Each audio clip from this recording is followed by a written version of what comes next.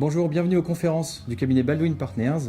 Nous allons étudier des retours d'expérience et des technologies de l'industrie du futur. Si vous souhaitez en savoir plus, nous vous attendons sur notre site internet www.baldwin-partners.com ou sur les réseaux sociaux.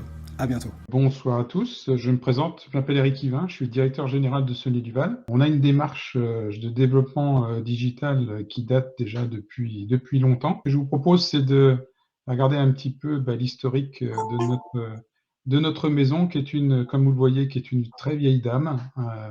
Donc Sony Duval a été créé en 1907 par deux ingénieurs, Monsieur Sony et Monsieur Duval. Plus globalement, on fait partie d'un groupe familial allemand qui s'appelle le groupe Vaillant, qui lui est encore plus ancien, qui date de 1874.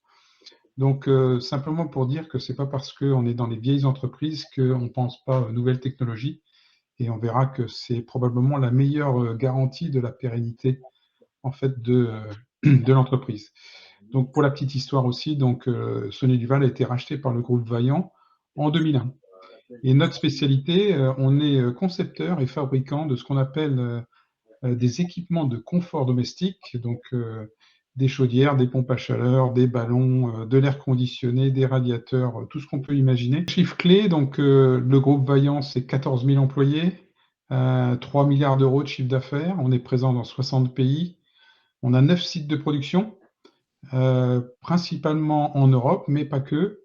Notre terrain de jeu, c'est ce qu'on appelle l'Europe étendue. Donc, on inclut la Russie, la Turquie, mais on a aussi une base qui est en train de grossir en Asie avec une grosse usine en Chine. Alors, pourquoi la digitalisation et pourquoi l'industrie 4.0 dans notre groupe, chez Sony Duval? En fait, on a identifié très, très rapidement un certain nombre de besoins. Dès 2012, on avait un besoin de digitalisation du fait, en fait, d'un certain nombre de difficultés, un certain nombre de contraintes. D'abord, une contrainte de compétitivité, parce que vous l'avez peut-être noté dans les sites, des 9 sites du groupe, on en a plus des 2 tiers qui sont des sites dans ce qu'on appelle des low cost.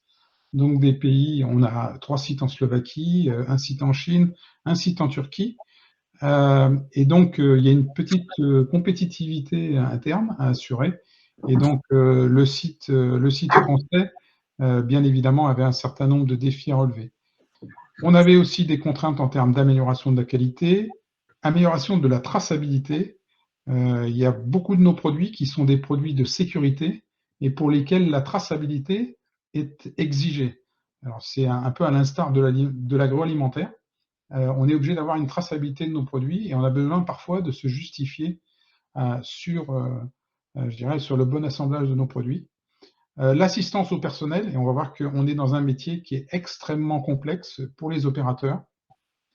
Donc, clairement, notre stratégie dans l'entreprise, c'est que le digital, il est au service de l'homme et pas le contraire.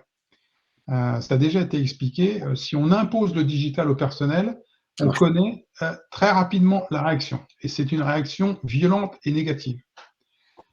Ça passe aussi dans cette démarche, la définition des besoins. Donc, il y a des attentes clients. Le digital, c'est avant tout pour répondre à des attentes clients. C'est pas pour répondre à des attentes du management. Quels sont nos clients? Alors, ça peut être des clients externes, ça peut être très souvent des clients internes, notre personnel. Et donc, à chaque fois, ça passe par l'expression de besoins. Donc, les premières tâches qui ont été, je dirais, envisagées et mises en place, et ça depuis très très longtemps, c'est des phases de robotisation pour réduire la pénibilité au travail et surtout mieux utiliser le personnel, je dirais, le pouvoir créatif et subjectif des collaborateurs. On est sans arrêt en train de solliciter notre personnel pour améliorer les processus. Et il est bien évident que si le personnel est utilisé sur des tâches qui n'ont pas de valeur ajoutée, en fait, le personnel va être préoccupé par ces tâches-là et c'est pas ça qui va faire progresser l'entreprise. Je disais d'abord, on a défini les besoins, les attentes, on a décomposé le processus. Donc là, un conseil aussi qu'on peut donner, c'est pas la peine de digitaliser un processus qu'on ne maîtrise pas. Donc il faut déjà maîtriser son processus, je dirais à l'ancienne. Et quand on a identifié les points faibles du processus, je dirais historique, voir effectivement qu'est-ce qu'on peut améliorer et si par hasard, les outils digitaux vont permettre d'améliorer ce processus. Mais ça passe par un travail très très analytique sur la compréhension jusqu'au moindre détail du processus utilisé. Donc notre principe, nous, c'est qu'on a une ligne qui numérise tout le processus d'assemblage. Donc ça rejoint à ce qui a été dit tout à l'heure, c'est ce qu'on a créé, ce qu'on appelle un jumeau numérique. C'est-à-dire qu'en parallèle du flux physique du produit et des composants, on a en parallèle un flux digital en temps réel de tout ce qui se passe dans l'usine. Ça veut dire qu'on a une traçabilité complète de ce qui se passe au travers de puces RFID. Donc, ça correspondait à ce qu'on appelle la mise en place d'un MES, on en a parlé aussi tout à l'heure, un Manufacturing Executing System, qui donc va tracer tout ce qui se passe, toutes les opérations. On va voir tout à l'heure un petit peu dans le détail, je ne vais pas tout dévoiler, mais effectivement, c'est une masse de données colossale. Donc, sachant qu'on fabrique près de 2000 produits par jour, et on va voir que sur chaque produit, on stocke à peu près 200 paramètres en temps réel. 200 paramètres qui sont aussi restitués en temps réel devant les opérateurs. Donc, les opérateurs voient effectivement aussi ce jumeau numérique qui est en train de calculer et en train de suivre leur processus. En clair, c'est une machine qui aide à résoudre les problèmes. Donc, tout est visualisé sous la forme d'écran. Donc, chaque poste est équipé d'un écran sur lequel on voit défiler des tutoriels. On voit défiler toutes les opérations.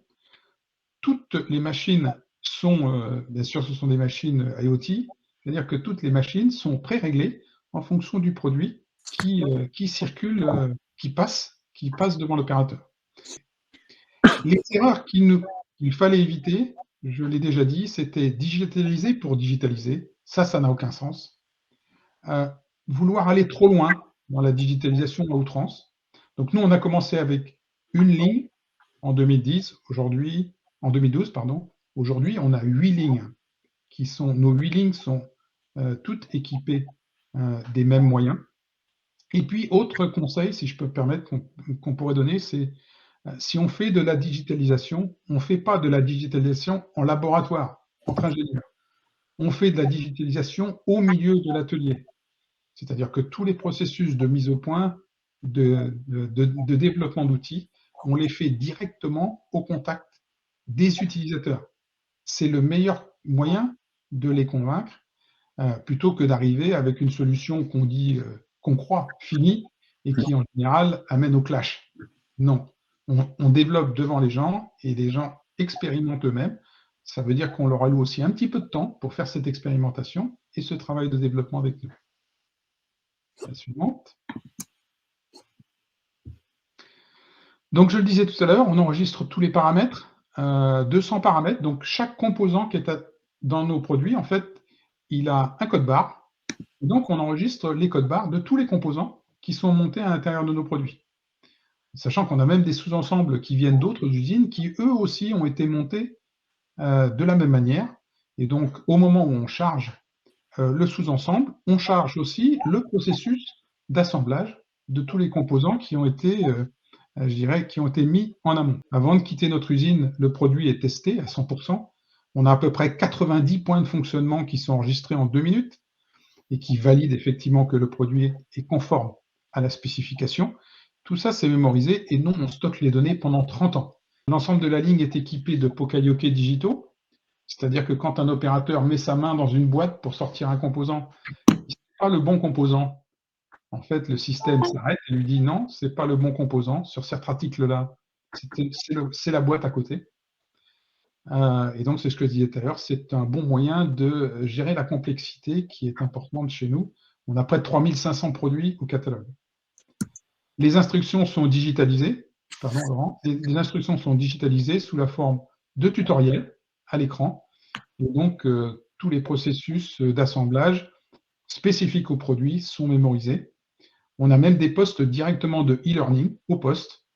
Et donc, si vous vous souvenez au début de mes propos, quand je disais qu'il fallait former les opérateurs, eh bien, c'est le meilleur moyen pour les intérimaires d'apprendre très, très rapidement avec des techniques modernes et non plus à mettre des gens dans des salles pour les former. Là, directement, les gens se forment sur le terrain en visualisant les opérations qu'ils ont à faire. Et puis, élément très très important de la digitalisation, on a l'ensemble des KPIs de production et des paretos de défauts qui sont affichés en temps réel. Par le passé, quand on avait un défaut qualité, il fallait souvent attendre la fin de l'équipe pour compter effectivement le nombre de défauts et s'apercevoir qu'il y avait quelque chose qui avait été dérivé, qui avait dérivé, mais souvent c'était trop tard. L'avantage, c'est que là, si par exemple, lors d'un test, on s'aperçoit que c'est bizarre, par 3 fois, on a eu le même défaut, très très rapidement, les pilotes de ligne sont capables de dire si on a ce type de défaut, c'est par exemple un composant qui est en train de dériver, et on arrête tout de suite la fabrication pour résoudre instantanément le problème. Donc, une réactivité qui est bien meilleure. Suivant. Alors, souvent, on nous rétorque que la digitalisation, c'est l'automatisation, c'est le d'emploi. Je m'inscris complètement en faux avec ça. On n'a jamais autant embauché que depuis qu'on digitalise. C'est clair, on a regagné en compétitivité. Et clairement, il y a peu de freins à la digitalisation. D'abord, la digitalisation permet de résoudre des problèmes et des besoins du personnel qui étaient jusqu'à présent difficilement, étaient difficiles à résoudre. Hein. Quand il faut gérer de la complexité, c'est très, très, très difficile. L'outil digital, bien sûr, améliore le processus. Et puis, la digitalisation, c'est vraiment un facteur de compétitivité, et j'insiste lourdement là-dessus. Suite. Les résultats, les résultats, ils ne se sont pas fait attendre. Ça a été très, très vite. La première ligne nous a permis un gain de productivité en 2017 de 6%, une meilleure qualité des produits finis. En clair, une usine du futur, la digitalisation, c'est une usine qui prend de la vitesse. C'est aussi un facteur d'attractivité des talents. Les nouveaux embauchés, qui sont déjà des digitaux, qui sont des natifs digitaux, ils attendent en fait, quand ils viennent travailler, de retrouver les mêmes outils que ceux qu'ils ont avant d'entrer sur le site. Il n'y a pas de raison que les outils digitaux, ils ne puissent pas retrouver les outils digitaux, et donc évidemment c'est un facteur d'attractivité. Les prochaines étapes pour nous, on est déjà très très avancé, c'est la digitalisation de la supply chain qui est connectée à la production. Donc c'est ce qu'on appelle ERP meets MES, ou aussi MES meets WMS, donc le Warehouse Management. En fait, l'objectif, c'est que on va être d'ici quelques mois capable de suivre directement, d'avoir une mise à jour des stocks au moment même où le composant est monté sur le produit. Aujourd'hui, on est obligé d'attendre la fin de la construction du produit. Ça prend quelques minutes, mais très très rapidement, on va être capable, parce qu'on utilise le même ERP, hein, donc SAP, on va être capable de se faire une gestion des stocks en temps réel au fur et à mesure qu'on utilise le composant sur les différentes lignes. Et puis, l'étape ultime, sur laquelle on commence à travailler aussi, c'est la digitalisation des flux clients en lien avec la fabrication. On a comme objectif, à terme, que, un peu, je dirais, à l'instar de ce que fait Amazon, quelqu'un qui nous commandera un client, on sera capable de le tenir informé que les composants qui vont constituer son produit ont été commandés, ils sont arrivés sur le site, la fabrication du produit a commencé sur la ligne de fabrication, le produit a quitté l'usine et le produit arrive à son installateur. Donc tout ça, c'est une des beautés du jumeau digital, c'est qu'on est capable de le transmettre en aval, je dirais, après l'usine. Et donc, c'est la voie pour nous, l'avenir, la transparence complète. L'usine devient simplement un élément de la chaîne de valeur et du flux jusqu'au client final.